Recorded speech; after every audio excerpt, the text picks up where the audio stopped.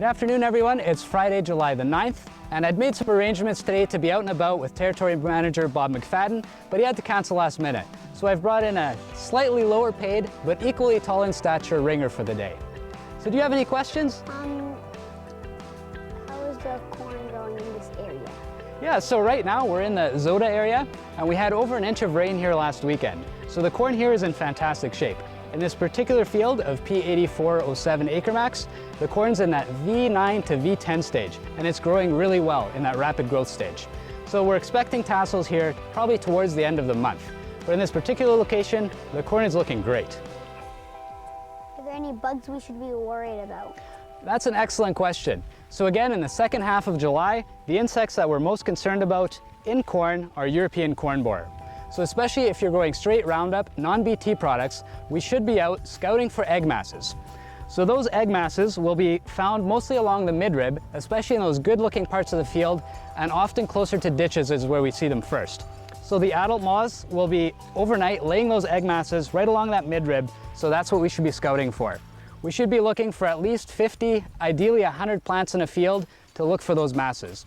So the first two instars of European corn borer larvae will be living on the outside of the plant before they burrow into the stalk. So that's going to be our only opportunity to spray insecticide. So if that's a consideration that you're making on your farm this year, we should be scouting in the next couple of weeks. I've seen some corn that's not looking so happy in this area. Is there anything we should be worried about? Yeah, so it's no secret that we're in a bit of a drought cycle right now, and all of the crops could use rain, even here where the corn's looking good. So we'll go take a look at some of those drought-stressed cornfields, and we'll talk a bit more about that then. Okay. You said this was a cornfield. This looks like pineapples and giant onions. It's true, we've moved over to a silage PKP north of Kleefeld, which is on heavier ground, but certainly has not seen enough rain. So the plants here are definitely stuck with that drought symptomology at this point.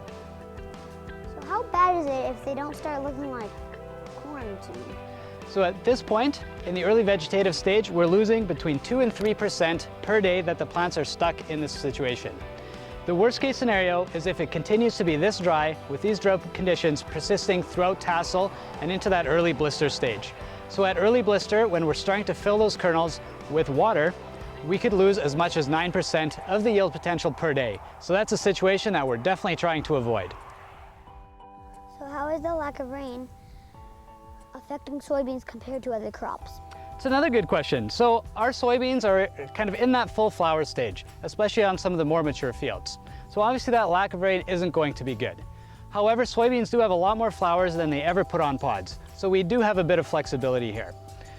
We're going to need rain, especially towards the end of the month and throughout August, to really fill up those pods. One thing that we do need to note is that cereal crops like wheat, we're starting to see them dry off a little bit more. There's fewer leaves in between the rows that we're seeing, and that's because the peak water use of that crop is quite a bit earlier. Next would be your canola, which is filling out right now and really does need the water. With the drought stress, those two crops are definitely taking a bit of a bigger yield hit right now than our later maturing crops like our soybeans and our corn. One thing that we are noticing is that those internode lengths are starting to shorten up as the soil moisture level drops. So these soybeans likely won't be quite as tall this year as we're used to seeing. But right now, again, as long as we get rain towards the end of the month and throughout August, we'll have a good fill on that particular crop and the yield could still be okay. Are there any bugs we should be looking out for?